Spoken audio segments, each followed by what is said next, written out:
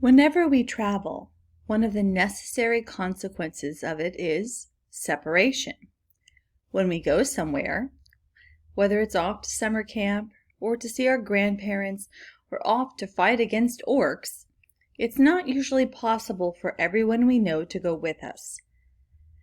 And if they did, we wouldn't call it a trip, but rather something like a mass migration. When we travel, we always leave some friends at home. In addition, there are many times that some of our friends are traveling at the same time we are, but they are going somewhere else. We are in the airport in Minneapolis, while they are somewhere in the air over Texas. As we think about those we love as we travel, we often wonder, I wonder what they're doing now. The two towers, the Fellowship of the Ring, has separated. In the two towers, the Fellowship of the Ring has separated and scattered, and we follow their separate adventures through the book. There are powers at work for good far above the set plans of that faithful company, and these powers have been used to attack off the orcs and the temporary failure of Boromir to accomplish what probably would not have been done by the Fellowship voluntarily, the scattering of the Fellowship of the Ring. And throughout this book, all the characters can ask themselves, I wonder what they're doing now. How are Frodo and Sam doing? I wonder where Merry and Pippin are. General information. Main characters. The Two Towers continues with the characters we've been introduced to in the Fellowship of the Ring. Frodo and Sam continue on their quest to Mount Doom in order to destroy the ring. Merry and Pippin were captured by orcs, and after their escape have a separate series of adventures. Aragorn, Gimli, and Legolas are rejoined to them, and despite his death in Moria, Gandalf is also a character in this book as well. And in this book, we begin to see the transformation of Strider the Ranger into Aragorn the King. But there are some new characters developed here as well. Saruman the Wizard comes to the forefront in this book, and his treachery is set before us in painful detail. We are also introduced to the Ents, but alas, not to the Entwives, and to Treebeard, also called Entgorn, who is chief among the Ents. Faramir, brother of Boromir, comes into this book as one of the noblest and humblest warriors in all Middle-earth. Of course, we cannot forget Theoden and the Riders of Rohan. It is also in this book that we start to see many of the relationships between the characters. We see Faramir in contrast to Boromir. We see Gandalf the White contrasted with Saruman the Off-White. We see the Ents contrasted with the Trolls. We also begin to see the great contrast between Frodo and Gollum, a contrast that is consistent with something of a parallel. Summary and setting. The setting of Middle-earth is, of course, the same as the Fellowship of the Ring. But in the Two Towers, we follow the separate adventures of the members. Hang on a second.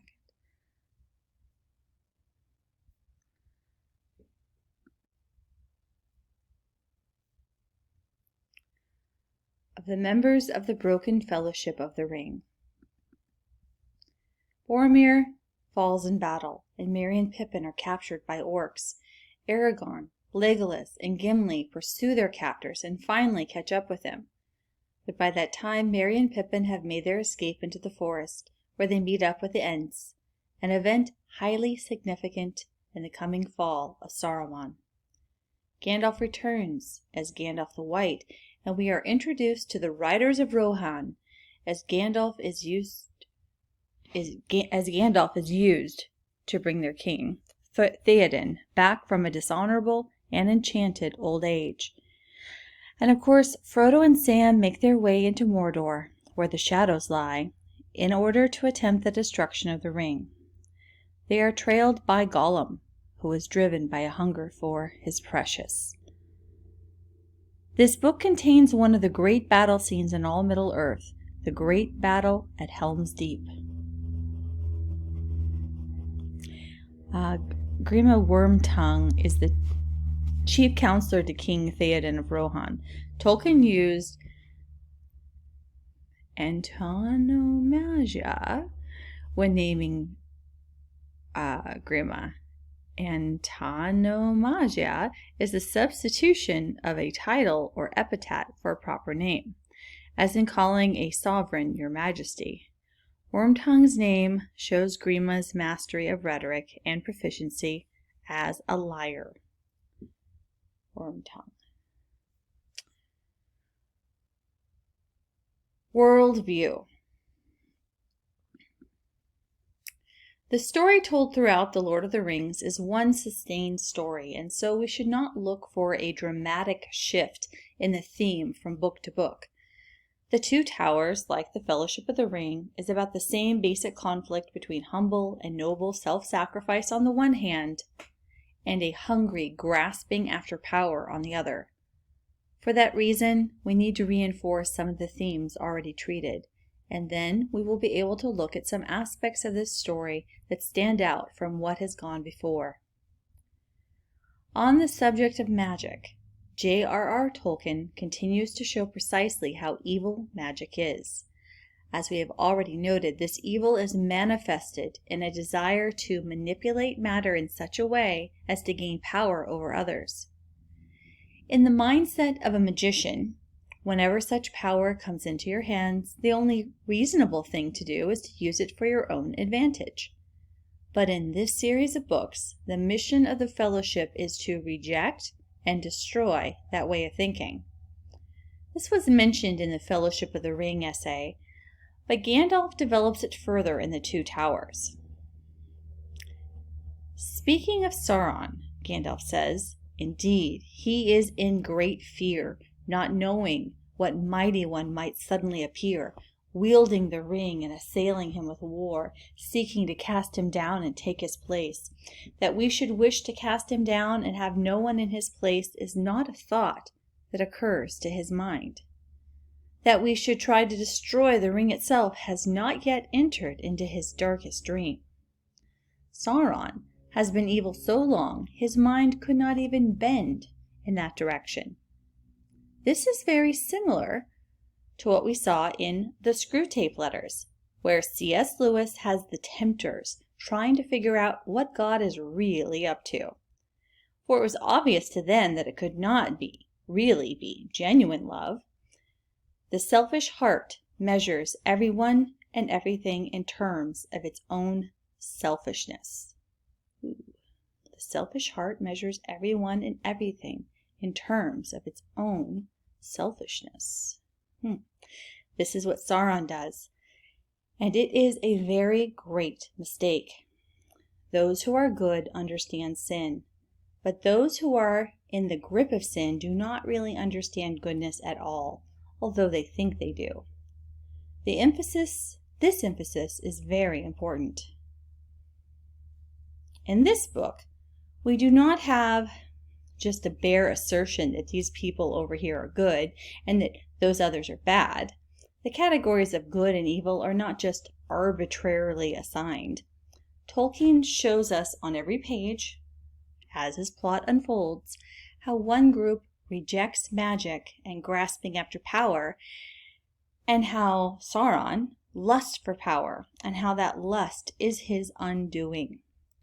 Books that treat good and evil superficially do it by simply assigning the roles. This group is considered to be bad, and that group is good, in much the same way that a pickup basketball game at a local city park is between shirts and skins. But Tolkien's treatment of this is profound, deep, and extends into every step that every character in the book takes. Is this character part of the heroic attempt to destroy the ring, or is this character trying to impede, for whatever reason, the destruction of the ring? We noted in the essay on the Fellowship of the Ring that Tolkien hated things that clanked and smoked. This antipathy comes out in his treatment of Saruman in this book. Treebeard said this of Saruman, and he got more and more like that, his face as I remember it. I have not seen it for many a day. Became like windows in a stone wall, windows with shutters inside. He has a mind of metal and wheels. Saruman loved the kind of machinery that would give him power, and this kind of perverse industrialism went hand in hand with his lust for magical tools. And as he loved in this way, he became more and more distant and less personal.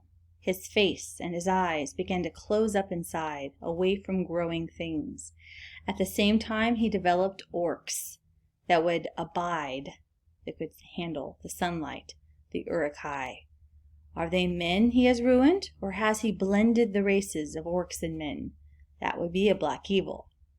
Saruman is clever, but in Tolkien's mind, he was too clever by half, and his wisdom has gotten detached from the world of living things. The Riders of Rohan are Tolkien's brilliant recasting of ancient Anglo-Saxon society. What would Anglo-Saxons have been like with horses instead of ships? They are a noble people, but in Tolkien's world, this kind of evaluation is always qualified. They're noble, but... When Aragorn speaks of them, he tempers his comments. "I've been among them," answered Aragorn. "They are proud and willful, and they are true-hearted, generous in thought and deed, bold but not cruel, wise but unlearned, writing no books, but singing many songs after the manner of the children of men before the dark years." Because they are proud and willful, it is possible to manipulate them, which has happened through Wormtongue's lying counsel to King Theoden. Thus it is that a noble people are not preparing for war with Sauron and Saruman, although it should have been obvious that war was necessary and inevitable, unavoidable. This relates to another important element in the story. Although Tolkien knows how to paint villains who are as villainous as it gets, Nazgul, orcs, Balrogs, he also knows that evil can be soothing and very seductive. When Saruman spoke, the effect was devastating. Mostly they remembered only that it was a delight to hear the voice speaking. All that it said seemed wise and reasonable, and desire awoke in them by swift agreement to seem wise themselves. The voice of Saruman was extremely seductive.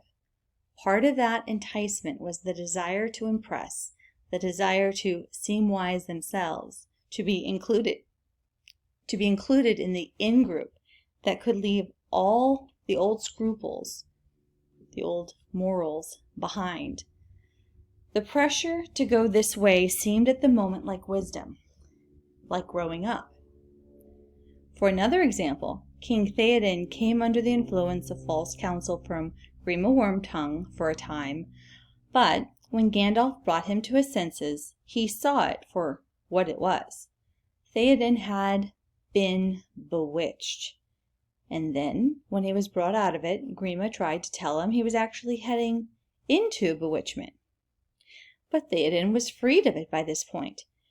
"If this is bewitchment," said Theoden, "it seems to me more wholesome than your whisperings.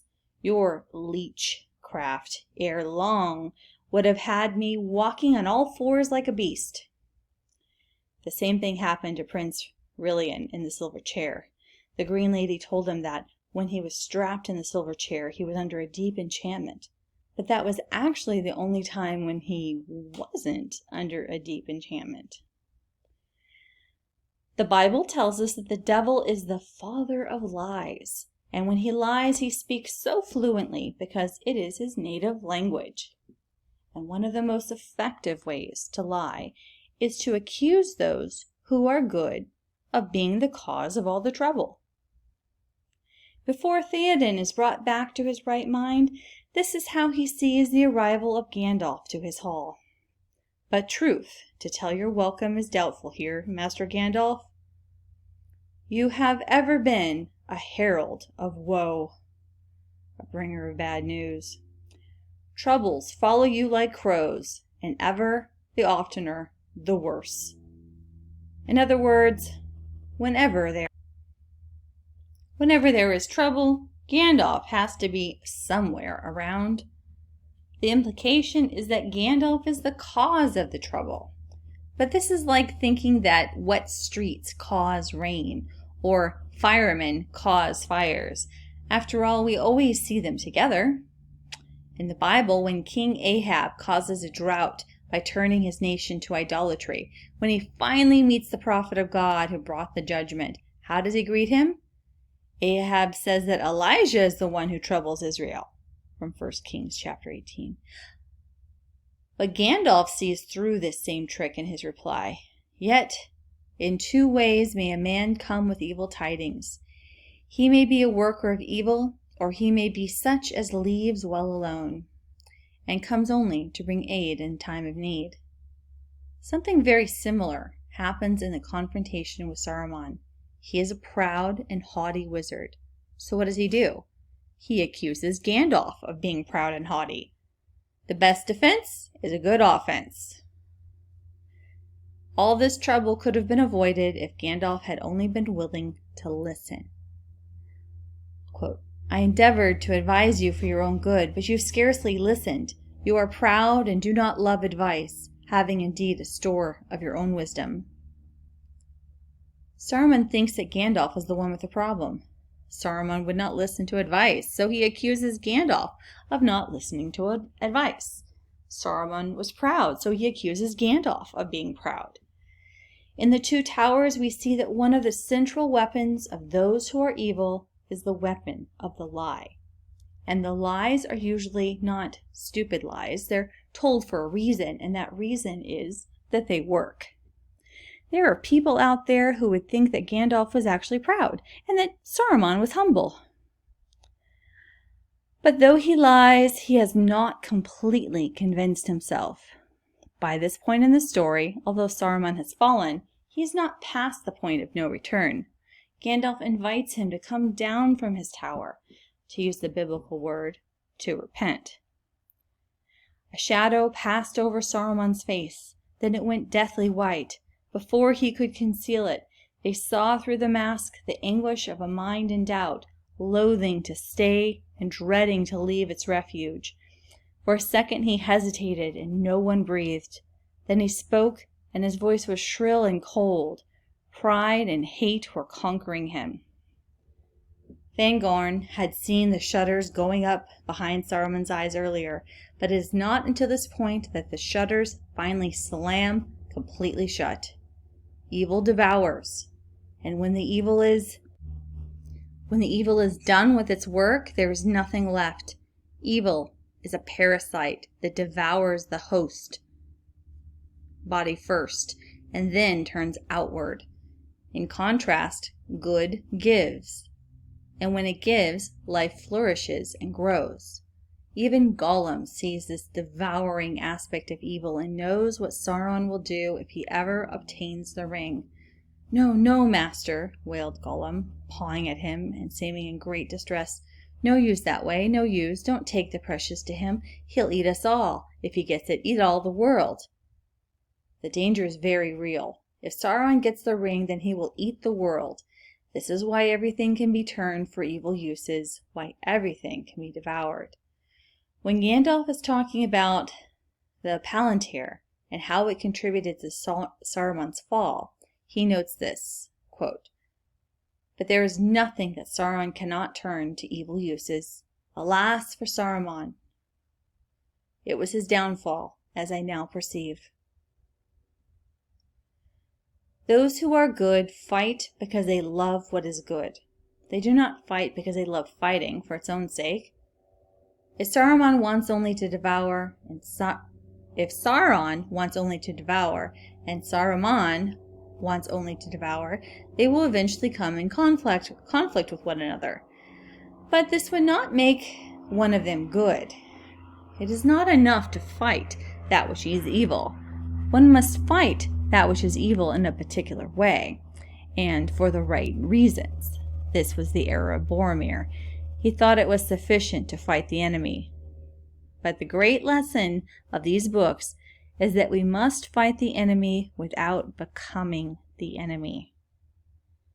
The great lesson of these books is that we must fight the enemy without becoming the enemy. And this is where the great wisdom of Faramir is shown.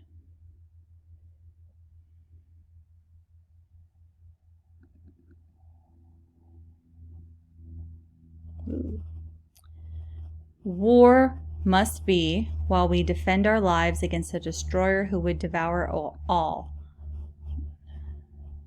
But I do not love the bright sword for its sharpness, nor the arrow for its swiftness, nor the warrior for his glory. I love only that which they defend, the city of the men of Numenor. And I would have her loved for her memory, the city, her ancientry, her beauty, and her present wisdom, not feared, save as men might fear the dignity of a man, old and wise. Love bestows and sacrifices and honors and does not devour. That which is evil calls for others to sacrifice on its behalf. That which is good reverses this and is willing to face great evil simply because it is the right thing to do. As Aragorn puts it, there are some things that it is better to begin than to refuse, even though the end may be dark. This is part of the order of the world and is why the raw power and force of evil has trouble prevailing against the good. When a great leader of those who are good falls, there will always be someone smaller to step into his place. Aragorn says, "When the great fall, the less must lead." Tolkien's vision at this point is extraordinarily biblical. Not only does the Fellowship engage to destroy the ring, contrary to every expectation of Sauron, they also do it by entrusting the ring to a hobbit. If they were going to destroy the ring, odd enough though that is, let's see. Why wouldn't they muster the greatest army possible to fight their way to Mount Doom? The answer is that the least will become the greatest. Talking about the death of Boromir, Gandalf says this about Merry and Pippin. "But he escaped in the end. I am glad. It was not in vain that the young hobbits came with us, if only for Boromir's sake. But that is not the only part they have to play. They were brought to Fangorn, and their coming was like the falling of small stones that starts an avalanche in the mountains." This is very true of Merry and Pippin in the Two Towers, and we shall see the climax of this truth with Frodo and Sam in the next book. The coming of the hobbits is a parable from Middle-earth, and for our own time as well. He who has ears to hear, let him hear. Essay by Douglas Wilson.